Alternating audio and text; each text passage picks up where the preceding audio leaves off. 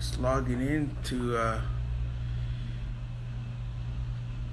talk with Iceman John Scully. John Scully has arrived.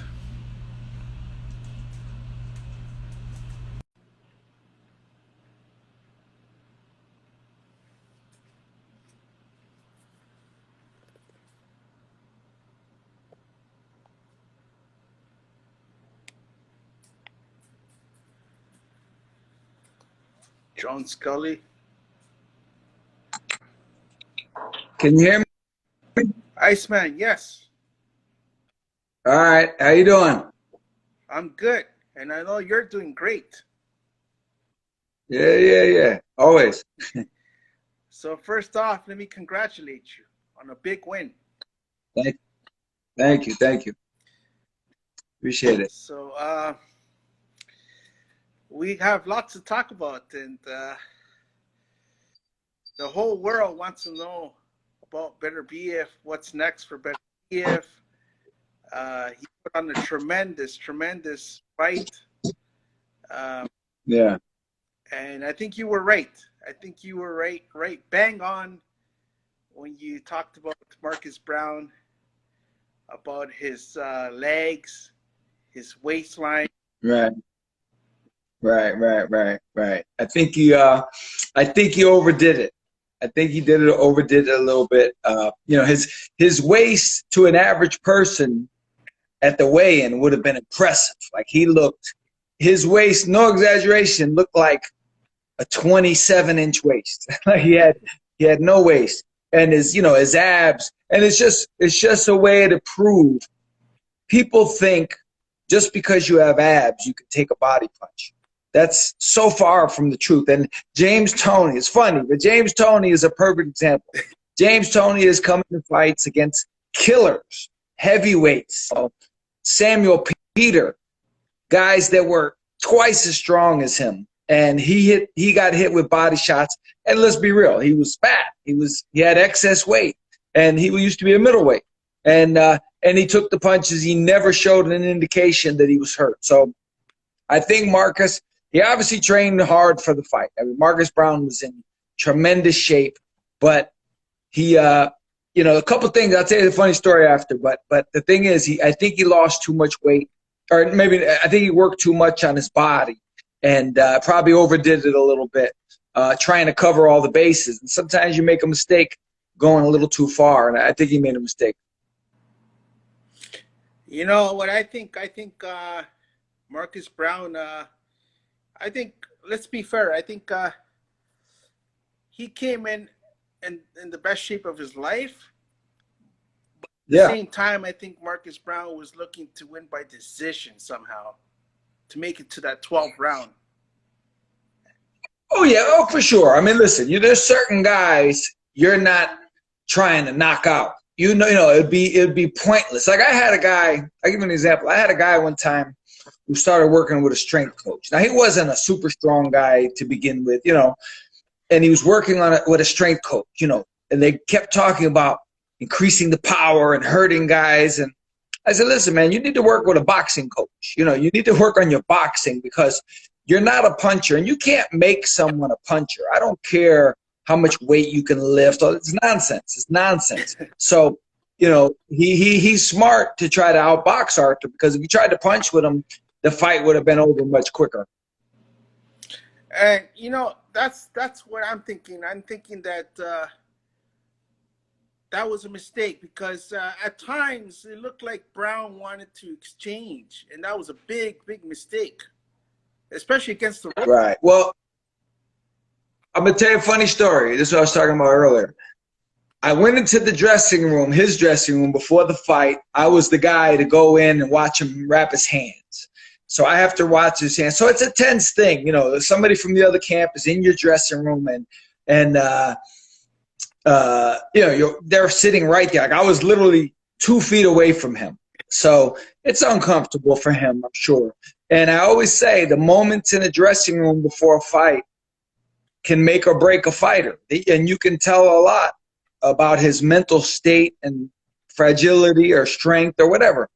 And the whole time in there, he never acknowledged me. He never, there was no indication he even knew I was there. Like, he never looked at me. And what happened was, when he was wrapping his hands, he had a bracelet, a skinny, thin bracelet. It was irrelevant. It didn't mean anything. But he had a small bracelet on. And for some reason, he wanted to keep it on. So in my mind, I was thinking, it must be sentimental to him. It must be good luck. Maybe it's his daughter's bracelet. I don't know. But he wanted to keep it on. So right away, I'm saying, you're not keeping it on. Like, this is my moment as a trainer to go in and disrupt the boat, rock the boat a little bit. So he was calm the whole time. He never said a word. And they took it off to wrap his hands. After he wrapped his hands, he put it back on. The commissioner, the commission member didn't see it. So before I left, I went over to the guy and I say, he's supposed to take that bracelet off, right? I don't think you can have it on. And in reality, it doesn't make a difference. That little bracelet wasn't going to make a difference. And only mentally could it make a difference for a human being in a fight. So, but I said to the guy, he's supposed to take that off, right? He goes, oh, he already took it off. I go, no, they put it back on. He said, oh, let me take care of it. He went over and he told him to take it off. And I walked out. And before I walked out of the room, I heard Mark, he said something very negative about me. Let's say that. I don't want to repeat it. But he said something. He yelled something. So I walked out smiling because right away, I know I got into his head. I know I disrupted his whole flow. And it was over nothing. But, a fighter in the moments before a fight, that's a critical time. And you have to take advantage. Everybody who knows me in boxing knows I always talk about the dressing room. So I knew that was my opportunity to inject a little something. And by his reaction, it worked. So, you have to be mentally strong and keep that character the whole time. You can never show it to the opposition. So those mind games, they work then. Yeah, well, of course. I mean, any fighter who tells you before a fight, he'll tell you, oh, nothing bothers me. Nothing. You can say anything you want. But after the fight, like I remember a time, and it didn't work in this fight, but I had Jeff Lacey fighting. I was against Jeff Lacey. And I said something about Jeff Lacey at the press conference. And I walked out. As soon as after I said it and I came off the podium, I walked out. And everybody could see me walk out. And I did that because I knew when Jeff got up to talk, he was going to rebut that. I didn't want to give him the satisfaction. I wanted him to see me leave so he'd be talking to the wind. He wouldn't be able to get me back. And I talked to him years later, and he told me he was really mad. He said he was mad. He won the fight anyway, but it disrupted him. So, there's opportunities. You could say a million things, do a million things. They may not come into play. It may not mean anything, but you catch the right moment, you could do something else. And I don't know if me doing that with the bracelet had any bearing or not, but one thing I do know, so I already know let me backtrack. About a week before the fight, he blocked me on Instagram because we were talking and I interjected my opinion. And when I went back to check it, I saw that Marcus had blocked me. So right away, I said, okay, he knows who I am, and he's a little irritated. So I'm going to keep it going. Keep it going. I talked to you about it, So he blocked me. So I know I'm there. Then in the dressing room, he did what he did. So I know I'm there. So during the fight, every time he came to our corner and his back was to the ropes, I was literally right behind him. And I'm yelling up stuff because I know he can hear me. And I know I'm the last guy I guess he wants to hear from. He's already got Arthur to deal with, and he's got me, the guy he apparently doesn't like very much. And I'm right behind him yelling, silly stuff, just to irritate him. So boxing is very much a mental game, and that could be an indication of it. It's funny you mentioned Jeff Lacey. Jeff Lacey was an emotional fighter, so that's That's probably why you got to. Yeah, but it didn't work. It didn't work with him. He won that fight. Jeff won, but Jeff's a good guy. He on another note, he had a Tyson reputation, back then. But Jeff was a really good guy, and I'm glad I got to know him few years after the fight that I worked against him. I actually, you know, I was a fan of Jeff Lacy, but I didn't like the way he finished off Scott Pemberton. I think Scott Pemberton is around right now, live, and he's probably hearing this. Hey, you know, hey Jeff, hey, look, if Scott could have got him out of there, and that was the plan, Scott would have got him out of there. So, you know, you can't be mad at anybody for doing their job. You know, I'm sure Scott was not mad at him. You know, it was an opportunity of a lifetime. You had to take it. Yeah, Scott Pemberton, I was a fan of his as well. I enjoy watching his fights, so I was rooting for Scott. Yeah, I used to spar with Scotty. I was actually ringside when he fought Omar Shika. Oh, the second time.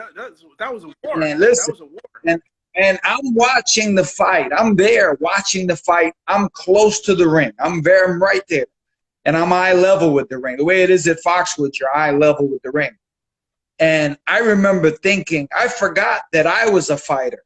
And I'm watching it, and I'm saying, how do these guys do this? Like, you could hear, because I know I'm close to the ring, you can hear the leather on the skin, on the bone, you know, and you can see the power and the you know, the emotion. You can see the guys' distress, both of them. You know, they both took some crazy shots. And yeah, Scotty was like, I've always said, Omar Shika and Scott Pemberton, one of the fights, rivaled Gaddy and Ward for, you know, mayhem, just pure, just all out craziness. That fight was right there with Gaddy and Ward, I believe. It was, and I actually have that. I have that on VHS cassette, so I still have it. Yeah. But let's get back to Beterbiev and Marcus Brown, because I heard something yesterday. I think it was a video on YouTube that someone posted about Derek James and Marcus Brown before the fight complaining about the gloves. What happened there?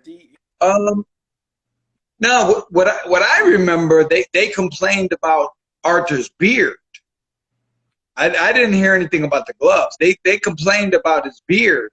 But Marcus had a beard too, so I don't really know where they're going with. But that's just the thing. To me, the beard isn't going to make a difference. You know, it's not going to make you take a better punch because you have a beard. It's just they were trying to do what I was trying to do. They were trying to disrupt us. That's all that was. It means nothing. If you ask a real person and go, on a scale of 1 to 100, how much would a beard, you know, and Arthur doesn't have a bushy beard. He just has a beard. And it's like, how much of a beard, how much on a scale of 1 to 100 would it matter? It would be 0. It wouldn't do anything. But they weren't going for that. That was their opportunity to try to do what I did. They're trying to dig at us a little bit and make us a little uncomfortable. So that's just part of the game. It's no big deal. trying to get into Arthur's head, but yeah.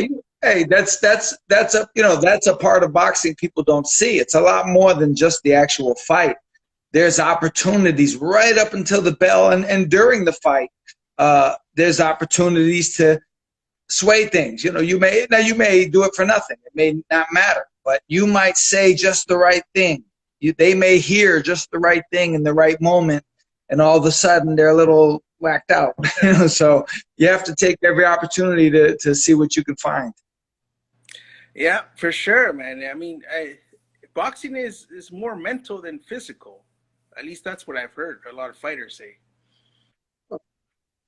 Listen, more than you realize, 150 million%. Every second of every round is a mental game. There's so much going on, and you know, fighters are the best actors in the world. When they're in the dressing room, when you talk to them before the fight, you always go, "Wow, he seems so calm. He seems so collected." Believe me, in his mind, a million thoughts are racing through all the time. And you know, the good fighters are able to deal with it and navigate their way through it. That's part of being a fighter, is dealing with all these thoughts and moments that come into play. And you touched on that on our last interview. You touched on it. Did I? I'm not. Yeah. Refresh my memory. I'm not sure. Yeah, when you said, you were talking to me about Marcus Brown getting upset, blocking you. So Yeah, yeah. Like I always use like James Toney as an example. Like people are different, and every fighter has to do what he has to do. But James Toney, anybody who knows James will tell you, if you were on Instagram with him, you were digging him every day. Every day, he would not block you. Like he would get on Instagram and go back at you. F you, I'm gonna kill you if I ever find you, and that kind of stuff. So James, things like that wouldn't work. You know what I mean? So you have to find the right guy. It's like fishing. You have to throw the line out, see who, and that's why, I'll tell you what, that's why he made a mistake. Marcus Brown, when he blocked me, that gave me the idea that he was susceptible to this psychological warfare. He shouldn't have blocked me. He should have ignored me, but he shouldn't have blocked me, because once I saw that, I knew he was trying to hide from whatever I had to say or whatever might be negative in his mind. So I think he made a mistake there. I always say James Toney wouldn't have blocked me. He wouldn't have done that. James Toney would have came after you, right? James Toney. Yeah. He would have found out where I lived. Yeah. So let's go into the fight now. Let's go into the fight, because the cut was a big factor in that fight. The cut that both of the fighters got cut, but obviously Arthur had the bigger gash on, and I'm thinking here, I could be wrong, but I'm thinking that Brown is doing this on purpose. That's just my opinion. I'm going to tell you what, I don't know, but I'll say this. Russ Amber and I were talked right after the fight. Right? I was still in the dressing room, and he sent me like 4 pictures, including from Arthur, of fights where Marcus's opponent ended up almost with the same gash. Obviously, Badu Jack. Badu Jack's was horrific. So it's kind of like, well, that's kind of too much of a coincidence for 3 or 4 guys. I mean, put it this way. I had 49 pro fights.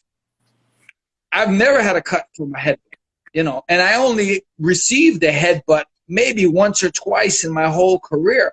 This guy has been involved with headbutts that were monstrosities, like prolific memes. They make memes out of his headbutts now, So I don't know if he's doing it on purpose. My thing is, it'd take a lot of balls for a guy to do it on purpose, because you could knock yourself out. You could hit a guy in the head. People who've never felt a head hitting them, believe me when I tell you, it's hard. It's hard as a rock. It's like getting hit with a boulder.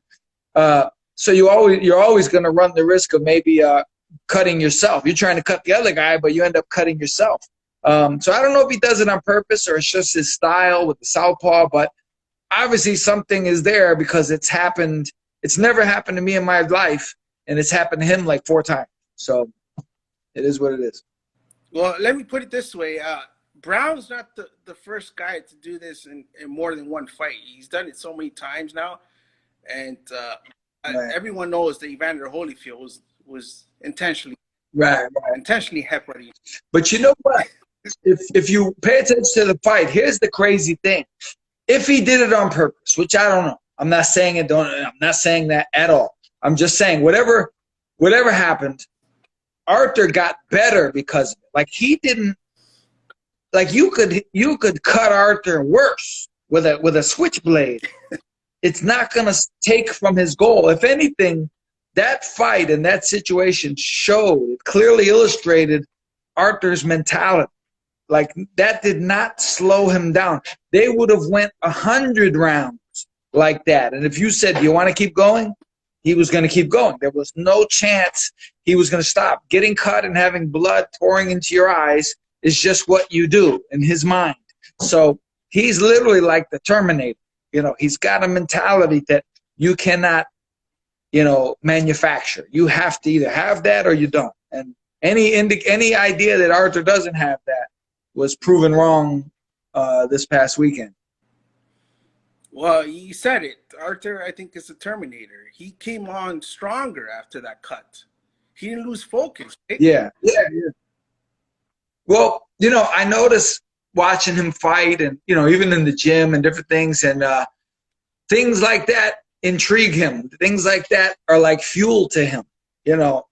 Some guys, you don't want to get them mad. You don't want to get them, irritated. You want to play nice with certain guys. And, I think he proved in that fight that there's no stopping him, as far as that type of thing goes. Like he's not stopping. And I've seen guys, and I'm not naming names, but I've seen guys with way less injury quit in the corner, and everybody has their limit. But I think we've seen that Arthur's limit is pretty high.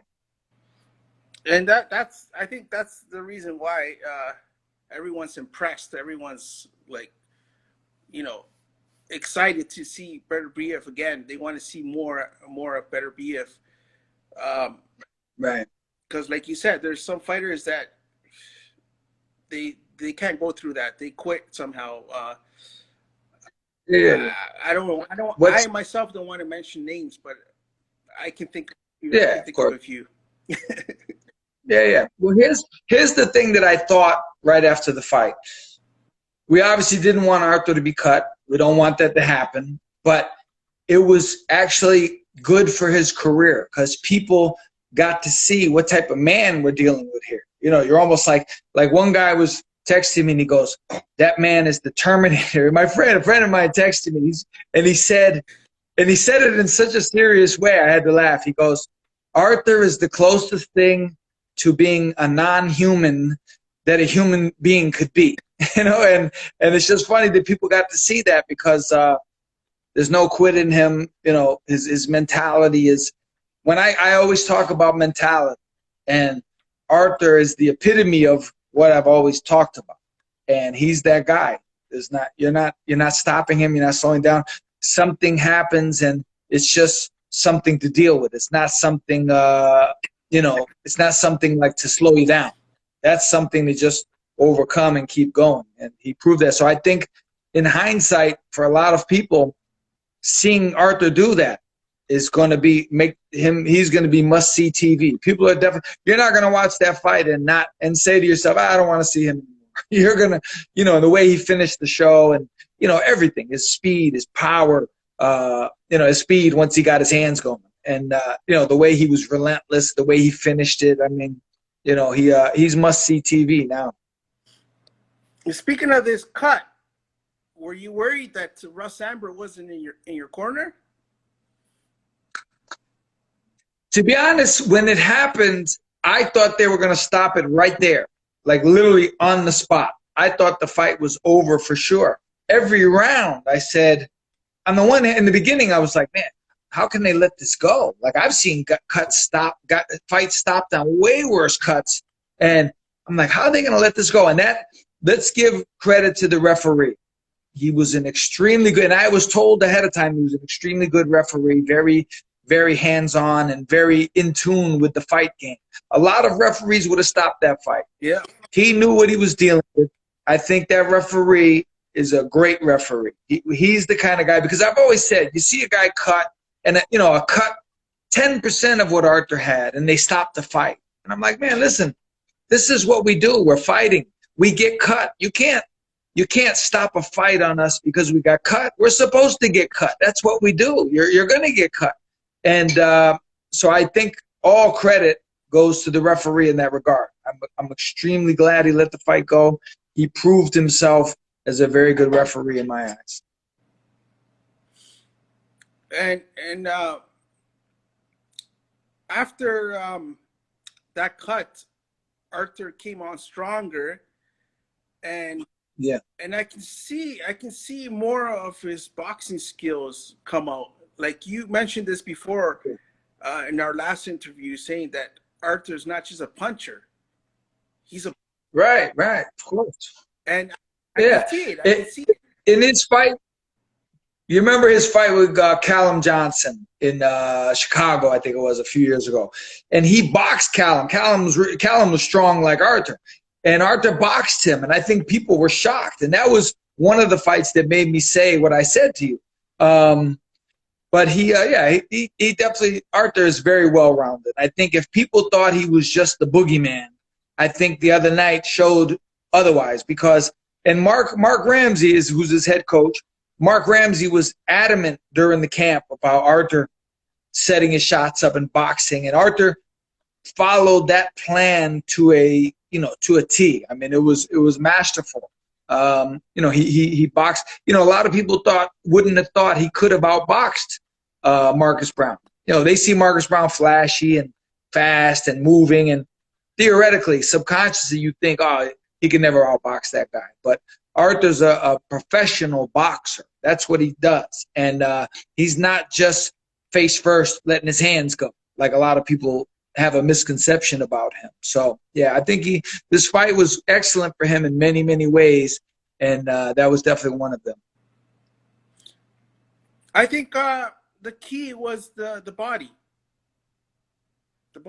Listen, we worked on that. That's always been – I started working with Arthur in 2015 or 2016, and that was my whole addition to the team, I guess. Like, I was, as a professional, a guy who fought professional, because a lot of guys from the Eastern Bloc, Russia and Ukraine and places like that, they weren't big on body shots, in that style from over there. So I remember just telling Arthur, like, you could be such a tremendous body puncher. I don't know if you quite realize it, but that punch that ended the fight, we worked on that so much, and Arthur was definitely digging into guys in the gym, and he's like I say, Mark Ramsey worked with him on his boxing, and I worked with him on his body punching, and you can see, literally, this fight proves what I told you before the fight.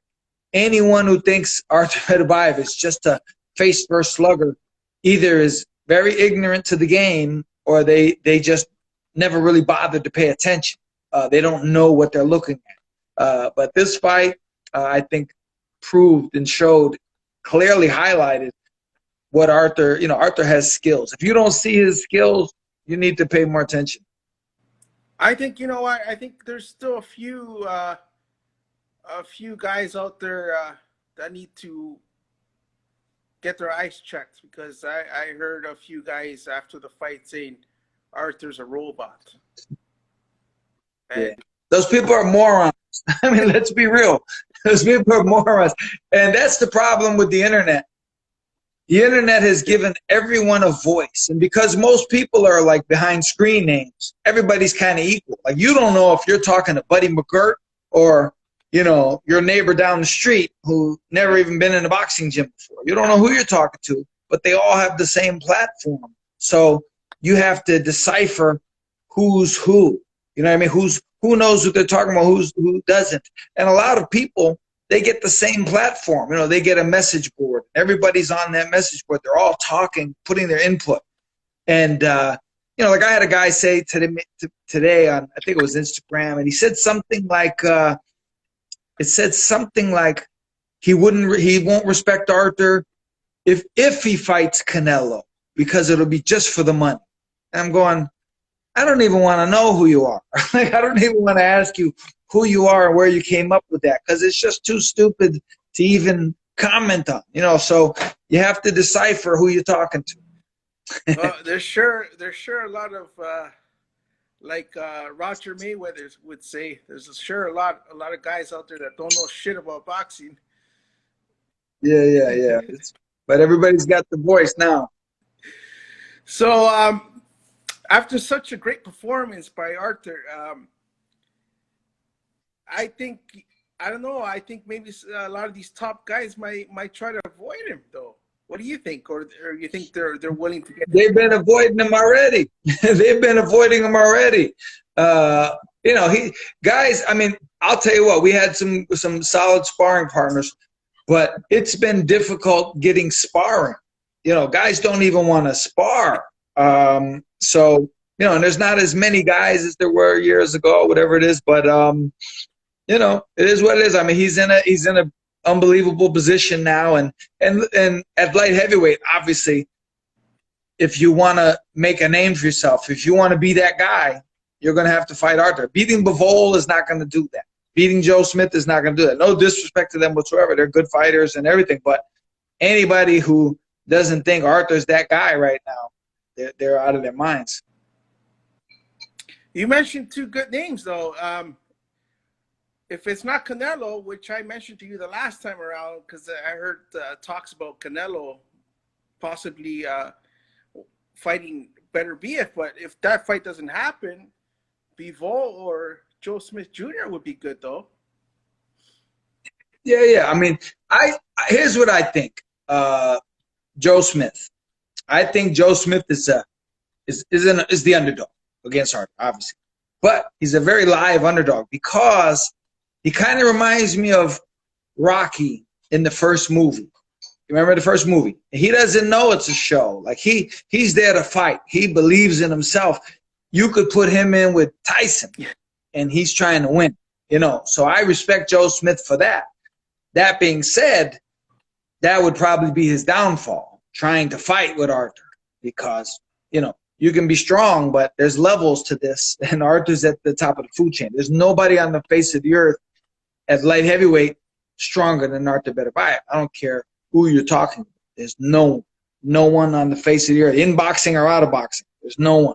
So, and again, Bivol is a good boxer, but Arthur's a good boxer, and I think people are starting to wake up to that fact.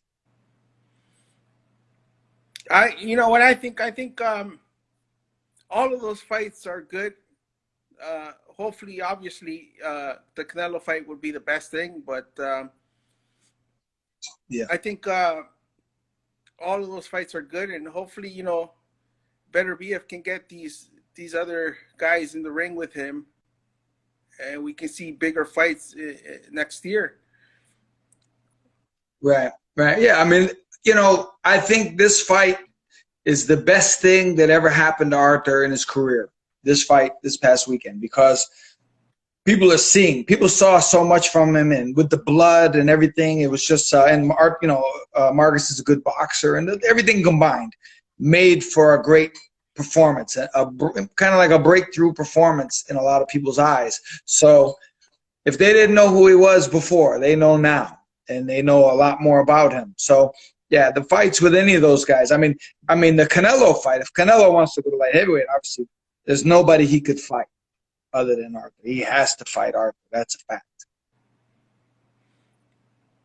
I gotta ask you, after the fight, did you run into Brown and his team? And if so, what did they? No, not at all. I was in the hotel most of the night, hanging out and everything. But no, I never ran into him. I knew Derek James. Derek and I were actually amateurs at the same time, and Derek and I are very friendly. While we were there at the hotel, we didn't really interact that much because just trying to keep it separate until after the fight. But I didn't see him, and I never spoke to Brown at all. I see.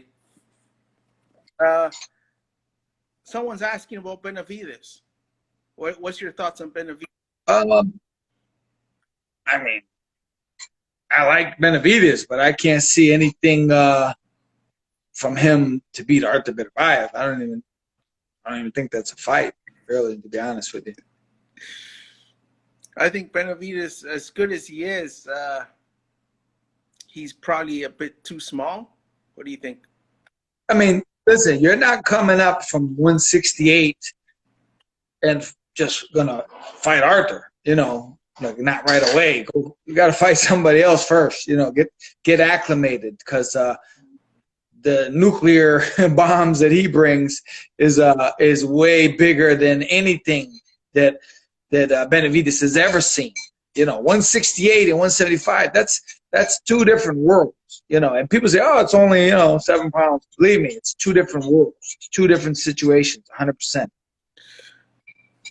To those that don't know about the difference, explain to them what the difference is between a few pounds and how it can make a big difference. Well, there's a reason why something you see at weigh-ins all the time is a guy will be a pound or two over, and they make a big deal out of it. They've got Arthur had to lose 2 ounces, 2 ounces. Arthur had to lose 2 ounces, and they made sure he was going to lose that weight. You know, it's a big deal to people. Now, to me, in the grand scheme of things, it's not a big deal in the sense of having a big difference on the fight. But psychologically, when you go up from 168 to 175, that's 2 different weight classes. It's just 2 different weight classes, you know. And guys at 175 generally are stronger. Like if you take Beterbiev, if he fought Arthur, he would say Arthur Beterbiev hits harder than everybody I fought at 168 combined. Everybody together doesn't hit as hard as this man.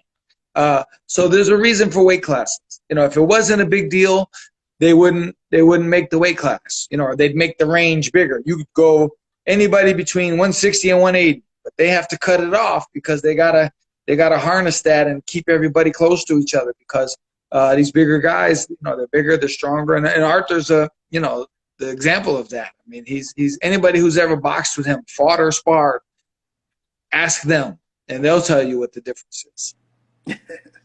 So in other words, Beterbiev is naturally stronger at that weight. Well, he's such a hard worker. The things he does, and you can go to YouTube and you can look at him. You can look at the things he does. Now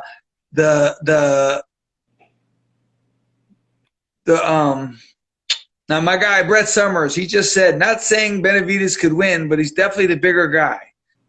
No, Brett, he's not the bigger guy. Like, that's why he weighs 168 pounds. He's not bigger. And Arthur, people don't realize Arthur used to fight at heavyweight in amateurs. Arthur was a champion, a high-level amateur international champion at heavyweight.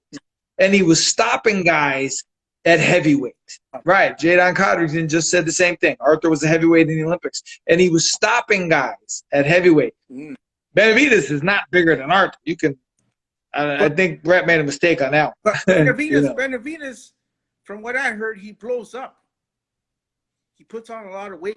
Yeah, but that's artificial. That's not, you know, like I say, Arthur couldn't make 168. You know what I mean? Like, I'll give you an example. Arturo Gatti between fights used to blow up, like you say. He used to blow up to 160, 165. Well, he couldn't fight 160 or 165. He'd get killed. He would have been fighting Roy Jones. He would have got annihilated. So just the fact that you weigh something doesn't mean, like, in other words, Roy Jones and Arturo Gatti weighed the same between fights, like in the 60s, close to 170. But yet Arturo had the ability to get down to 140, and Roy didn't. So they're 2 different people. Even though they weigh the same, they're 2 different body builds. Benavidez can get down at 168. Arthur couldn't get down to 168 if you held a gun to his head for a month. Said, get down to 168. Can't be done. It's not possible. So Arthur is way stronger than Benavidez. There's no question about that. I see. So, and in talking about weight, is it bad? Is it bad to blow up in between fights? Is it bad? Yes. It's people don't realize, and I did it, so I know it's bad. You know, and I'll tell you what it is. Like, when you this is why guys move up in weight. This is why they move up in weight. You struggle down to 160. Okay. Then between fights you go up to 178. Now you get back down to 160. Well, the next fight you're going to go up to 178, 179. Sooner or later you're going to keep going higher and higher until now you can't get lower again. So you move up to a new weight class and you start the process all over again. That's what happened, like with James Toney. You know, he just kept blowing up, going down. Roberto Duran, blowing up, going down. And they just couldn't do it anymore. So that's, you know, the good thing is Arthur doesn't get above like 191 maybe. So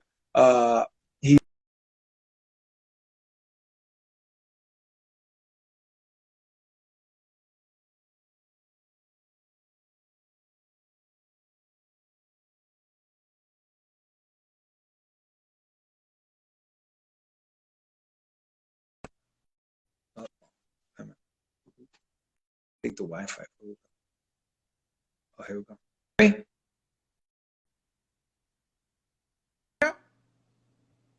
Yeah, I hear you. I hear you.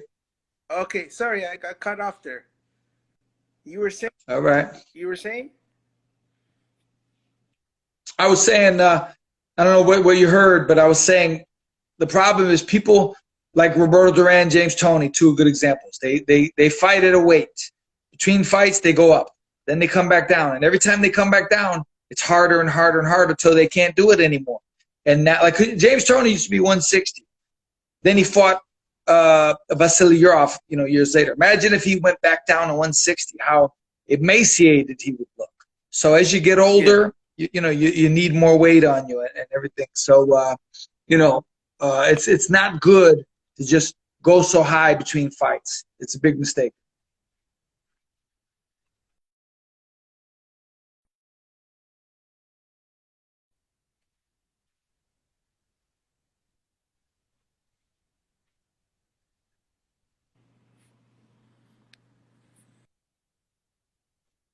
But I can't hear you. I was asking you, do you think perhaps that was the problem with Chico Corrales? It's very well could be. A lot of guys have done that. They've blown up.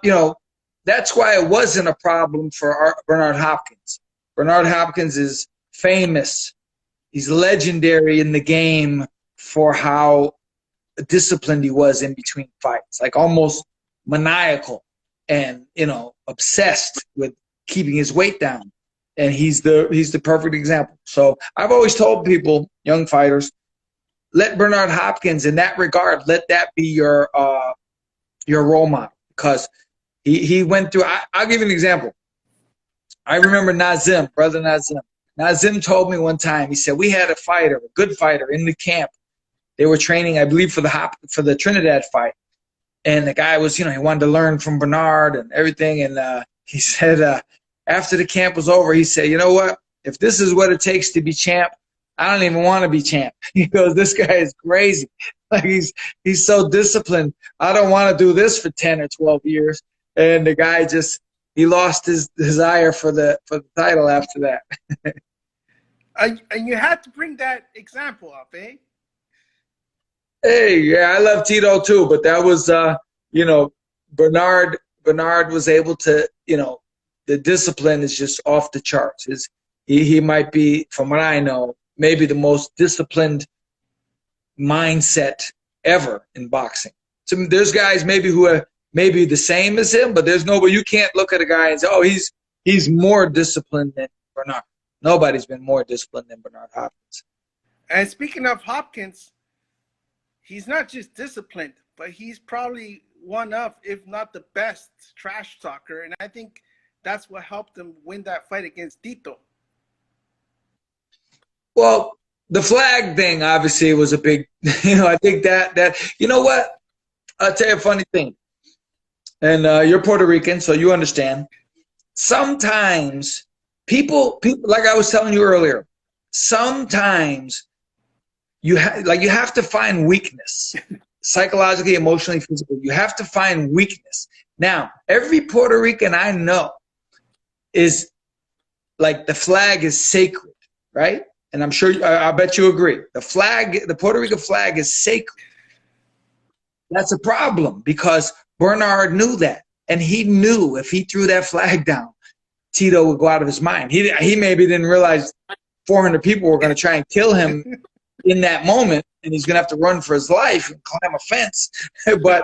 but my point is, if people have a weakness, psychological, emotional, a religious weakness, whatever it is, your family, that type of thing. You get Eminem. You want to get murdered in a rap battle? Talk bad about Eminem's daughter. All of a sudden, now you got a huge problem because you're talking about Haley. So, I think Bernard tapped into that. He tapped into Felix's love for Puerto Rico and love for the flag, and he used it against them, in a masterful way. So crazy as it sounds, like Tito's love and devotion for Puerto Rico contributed greatly to him losing that fight, because it just discombobulated everything within him and the people around him. Because you know, for weeks after that fight, getting ready for it, everybody around him's bringing it up. Like, don't let him forget. Don't forget about the flag. Don't forget what he did to the flag. You know, so they sometimes a guy who doesn't care about that much is better off, because you can't use that much against him. I still can't forget that. I still can't forget. Yeah, well, here, look, it's been 21 years and you can't forget it. So there you go. But I forgive Hopkins, though. I mean, I met him a couple of times. He's cool, you know, so. Yeah, for sure. Look, he used his resources. Part of the game. Yeah, look, he used his resources, and it had nothing to do with Puerto Rico. If it was a Colombian guy and he loved the flag, he would have done it to that guy too. It had nothing to do. He found a loophole. He found a weakness that he could exploit, and he exploited it. But if it would have been against a Colombian in the 90s, it would have been a problem, because Pablo Escobar was still alive. Yeah. But you know what? If it was a guy, like, say, when I went to Germany to fight Henry Maske, if he threw the American flag down, right, that would have so little effect on me. Like, it wouldn't, you know, I would just see it for what it was. It wouldn't matter to me at all. You know, I wouldn't be happy. I wouldn't invite him to do it, but, you know, I wouldn't have took it personal. So everybody, you know, they have their thing, and Tito, I think Hopkins saw early on Tito was, what I like to say, really Puerto Rican. You know what I mean? He's really Puerto Rican, you know, and I think he just used it against him. Oh man, but yeah, let's get back to Beterbiev. I haven't seen much of the aftermath, like the post conference, like, you know, interviews. What did Beterbiev say after the fight? Because he didn't say much in the ring when he was asked what's next. Did he say anything to you? Yeah, he wants Canelo, I assume. You know, the way he was talking, Arthur. It's funny. Arthur doesn't really. He's not like a big boxing fan. Like, I'll tell you what. I'd be willing to bet $100. Arthur Beterbiev has no idea who David Benavidez is.